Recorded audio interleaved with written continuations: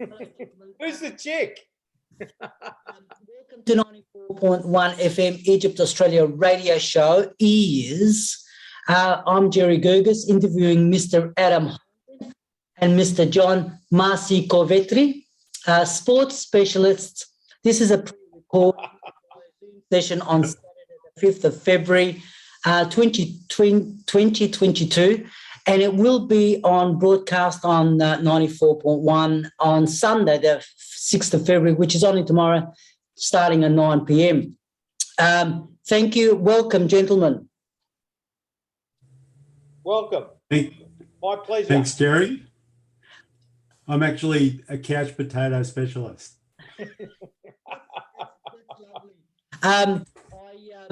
I have great honour in inviting you both because I know I'm very aware of your, your great strength in sports analysis. Adam, if I can start with you, sir, please explain to us what is the Rooney Rule that applies to American National Football League. Adam? Okay, so the Rooney Rule is a policy in the National Football League that requires league teams to interview ethnic minority candidates for head coaching and senior football operations jobs. So it's an example of affirmative action that they have in the United States, even though there is no actual hiring quota or hiring preference given to minorities, only an interviewing quota. All right. So it was established in 2003, and that was on the back of the fact that 2 black head coaches were fired, and both of them were pretty successful at the time. So you had Dennis Green, who had coached 10 seasons with the Minnesota Vikings, and he had 9 winning seasons. And on his 10th, he had a losing season, and with that, he was fired. Wow. Okay, and at the same time, you had Tony Dungy, who was coaching the Tampa Bay Buccaneers. He coached there 6 years. Now, prior to him arriving, the Tampa Bay Buccaneers were really dysfunctional. Not really any winning seasons. They're an expansion team, I think, in the mid-70s, and had really struggled to get things together. They hired Tony Dungy. In his 6 seasons there, he had 4 winning seasons, 4 years ago into the playoffs. 1 year he took him to the actual national conference game. Now, the last 2 times he lost in the playoffs were both in wet weather in Philadelphia. And of course, Tampa struggled to play in the wet weather and cold weather because, they're based down in Florida. Right, okay. So after his 6 seasons, they fired him. But a lot of it was on the back of the fact that their offense wasn't working well, and Dungy was considered to be a defensive he was a defensive coordinator, but he was a defensive specialist. And then, of course, they brought in John Gruden, who was the offensive wonder child at the time, and he came in and the next season actually won the Super Bowl. Wow, that's a fantastic turnaround. Well, it was, but the thing was they won the Super Bowl. They won with a high score. I think they scored 55 points in the Super Bowl, but the majority of the points actually came from their defense on turnovers. So it was the system that he put in basically won them the Super Bowl, but he wasn't around to enjoy it. So you're saying that successful Super Bowl victory was attributed to Tony Dungy's defensive structure that he'd implemented in the previous years that he'd been head coach.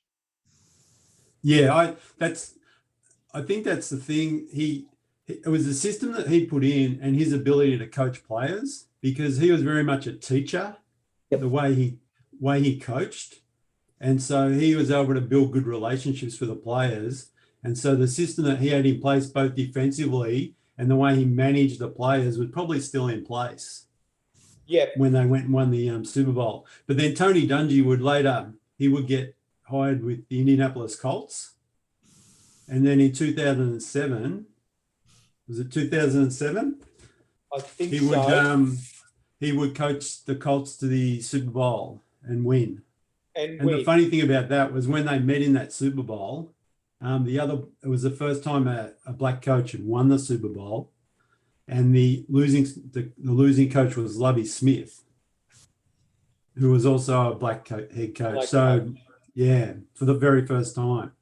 So Gruden's victory was on the back of Dungy's hard work in the previous 8 years or so. And how many other black coaches have there been that have won the Super Bowl other than Dungy? Has Mike Tomlin been successful at all at Super Bowl? Yeah, so Dungy was the first black head coach to win, but then Mike Tomlin has gone on to win a Super Bowl, again with the Pittsburgh Steelers. Yep.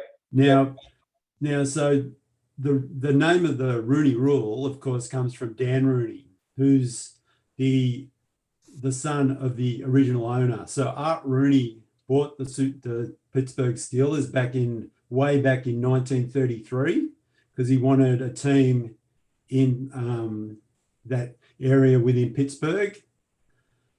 And he purchased the team at that stage for $2,500. Jeez. If you believe that. So, Unbelievable. and Art Rooney ran the team up until 1969. And then at that stage, he handed the reins over, the day-to-day running of it, over to Dan Rooney. Now, under Dan Rooney, the Steelers went on to win 6 Super Bowls and win 15 divisional titles as well. So what period was that in?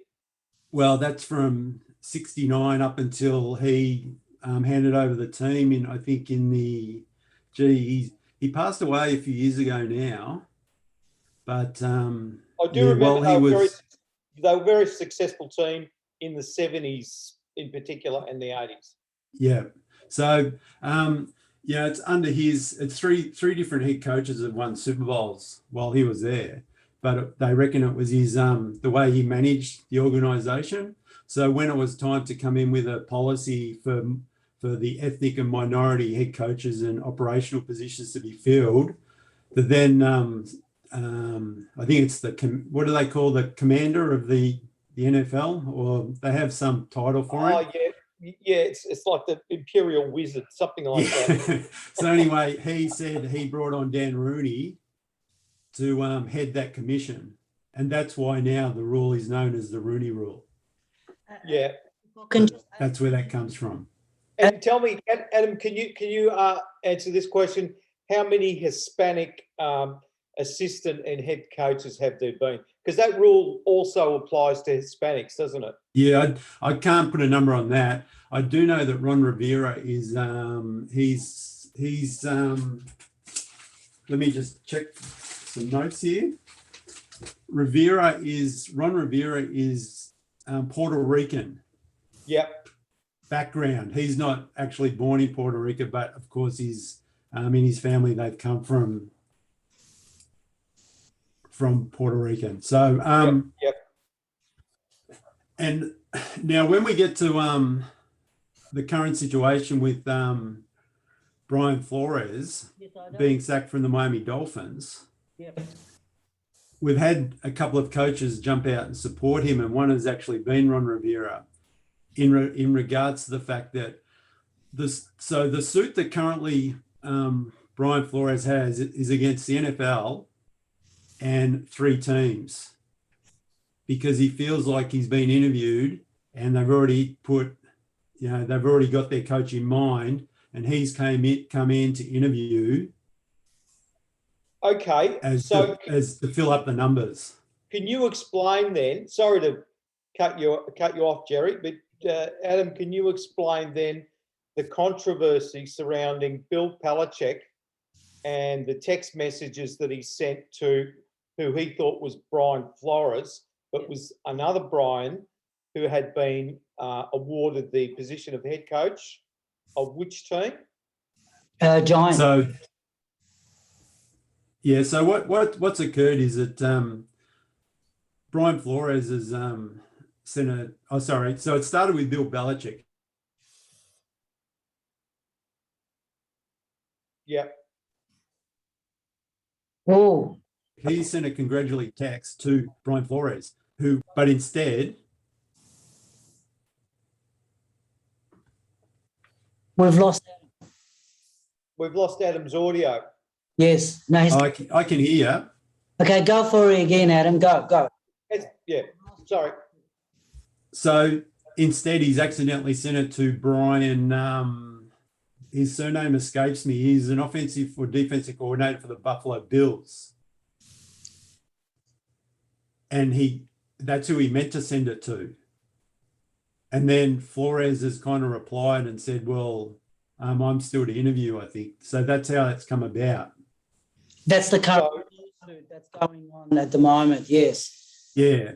Now, what occurs is because they have to have a percentage of their applicants of ethnic minorities, Yes.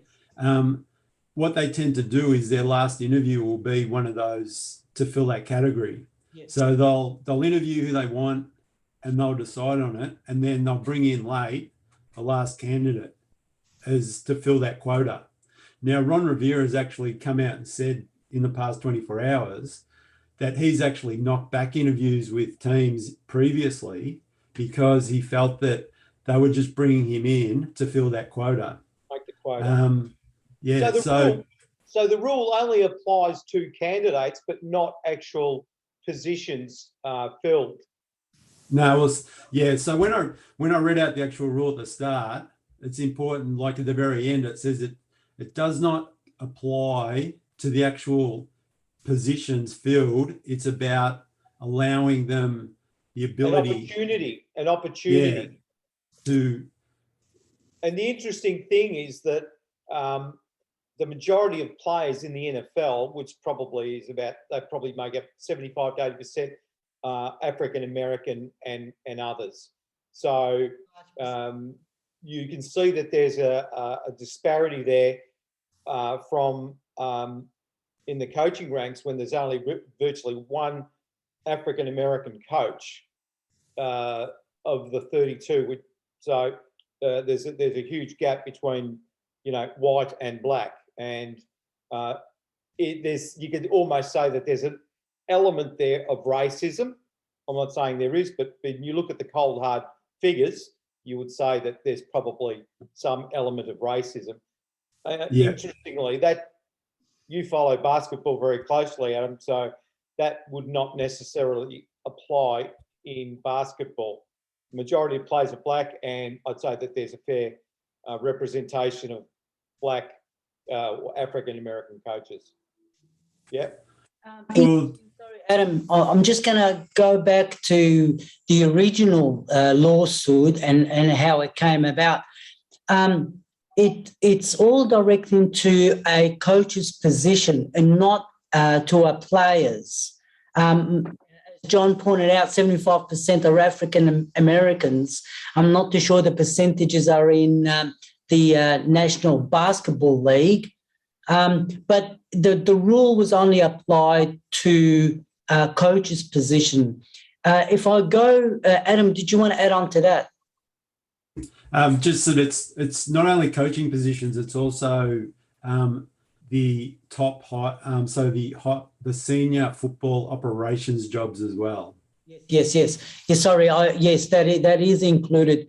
John, if I can just go to you, I put it to you again as a sports analyst. The Australian Football League, the AFL here in Australia, and Adam, you can add on to that later on. I want you to reflect back on the days of the AFL back in the 60s and the 70s. And the question is if the AFL was fair to black Aboriginal players then. Well, look, it's a hard one to answer because a lot of things that either went on or didn't go on that weren't made public. But I'd say that in our sort of greater society, Indigenous people are treated differently to what they were treated back then in the, say, the 50s, 60s, 70s, 80s. And, it's exemplified in the way that, say, for example, Nicky Winmar was booed or Sid Jackson was booed back in 1970 compared to today where I think Adam Goodes was booed as well a few years ago, which was, abhorrent behaviour by a lot of the spectators, and he only got booed because he was an Indigenous footballer. But it doesn't happen as it did back then today. That's from my observations. I'm not talking with any great expertise there, just from what I observed. Obviously, if you're an Indigenous player today, you're given far more advantages compared to Indigenous players of yesteryear, right? There's far more Indigenous players playing in the AFL/VFL compared to years ago, where you had a smattering of them, and the majority of them obviously came from either South Australia or Western Australia.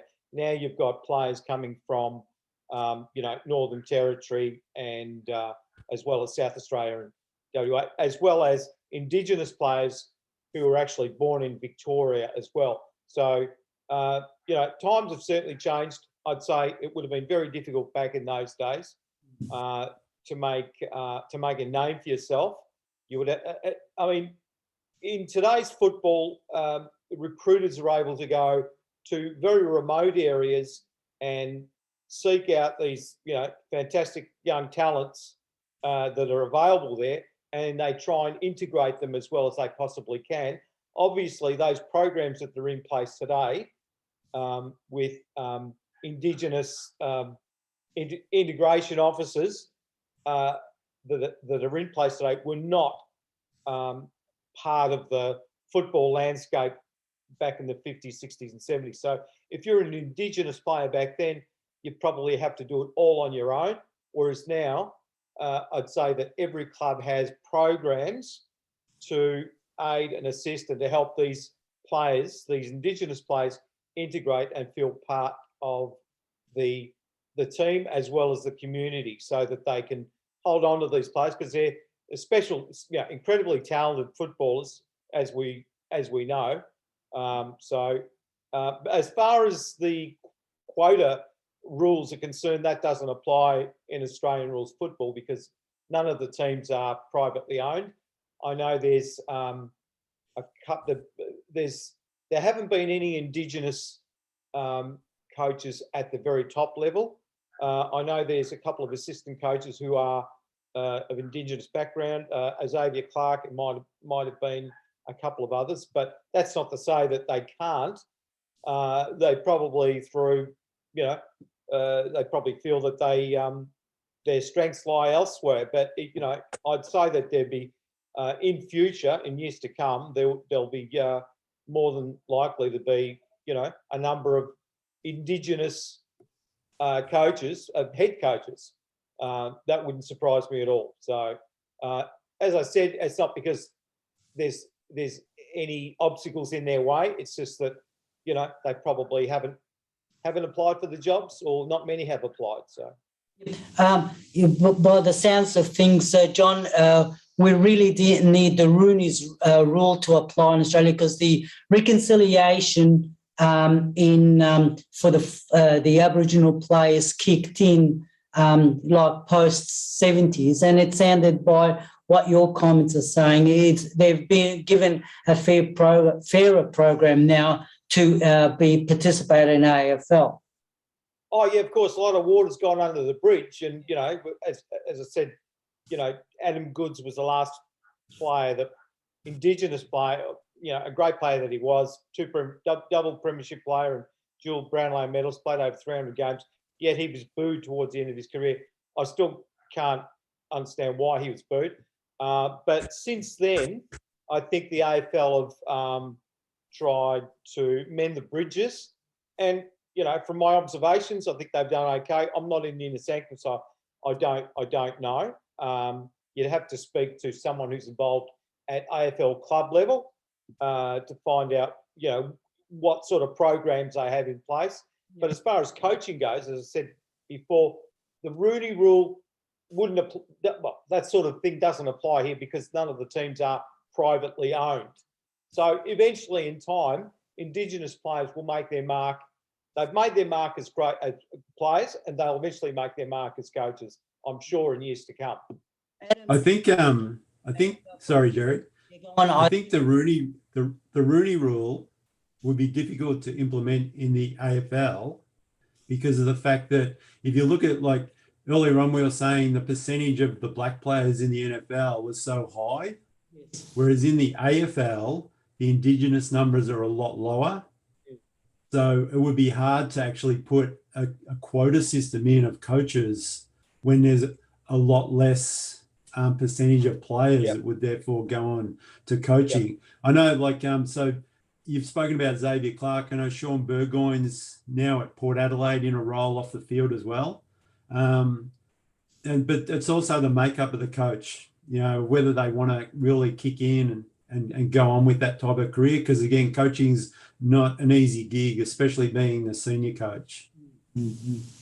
Yeah, and you have to go through what would you call it? A qualification process. You have to apply and get your certificates along the way. And so, some people would make great coaches in years gone by. These days have to, be more, have to be able to be able to write, if you know what I mean, rather than coach off the top of their head. They have to be able to sort of, fulfill a written exam, right, as such. And not everyone's capable. I know I wouldn't be able to do that. If someone wanted some advice on something, I could give them advice off the top of my head. But when it comes to getting a certificate, that's very difficult to do. Okay. Look, time is here, and unfortunately, I'm limited to the time to have a discussion. I quite enjoyed the input from both Adam and John. Thank you so much for allocating the time, and I really look forward in asking you guys again to be on 94.1, the Egypt Australia radio show, for your comments and your running analysis. Thank you so much. Sorry, Jerry, I wanted to talk about Justin Langer. Okay. We haven't got time. Yes, we have any. What would you like to say? Oh, I was just going to ask the opinion on Cricket Australia letting go Justin Langer. He's had great success as a coach, built him up from nothing, and now because of situations within the team with players and off-field staff, they wanted him to go through a certain amount of requirements with his contract, and in the end he said no, and he's walked away. John? It seems a bit odd, doesn't it? I mean, he's had success, and his methods obviously have been proven to be successful, but for some reason there might be some players who don't particularly like his intense sort of attitude to coaching, and therefore, the feedback goes to the powers that be, and they probably think that he's not the one to take them forward. But he's had a great stint as coach within the Australian cricket team. But if there are senior players, or if the majority of players don't like him for that reason, well then, the ACB will make it difficult for him to accept an offer. But I agree with Adam that it just seems a bit strange, and someone is pulling the strings within the playing group, I'd say. Adam? Yeah, the issue with when you're coaching is it's not about being liked; it's about being respected. Yeah.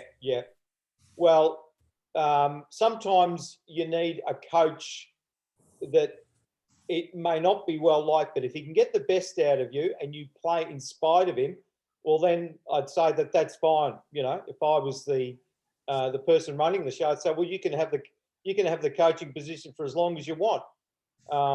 And if he can get the best out of the players, and as Adam said, he doesn't have to be liked. I think some of these players, they're spoiled T20 millionaires. That's what they are.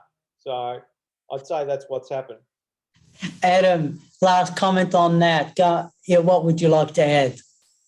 Yeah, I like the T20 spoiled comment. That's Thank you, gentlemen. We are really out of time. And again, I do ask you to consider our invitation for another chat. Bye now. see you, Jerry. There, Jerry.